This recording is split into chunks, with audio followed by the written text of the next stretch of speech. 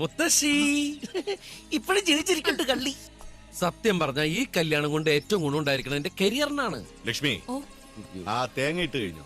ആ 4 മണിക്ക് മുമ്പേ തീർന്നു. ദാ കൂട്ടിയിട്ടിരിക്കുന്നു. കായ്ഫലം കുറവാ, കുറെ പേടും ഉണ്ടായിരുന്നു. അപ്പൊ മണ്ണും ചതിക്കും.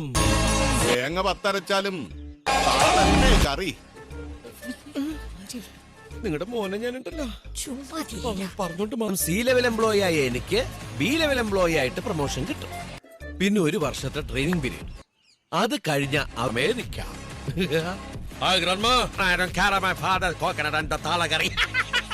എന്തൊക്കെ പറഞ്ഞൊരു വരുവാനിങ്ങോട്ട് വരും. എന്തിനാന്നോ?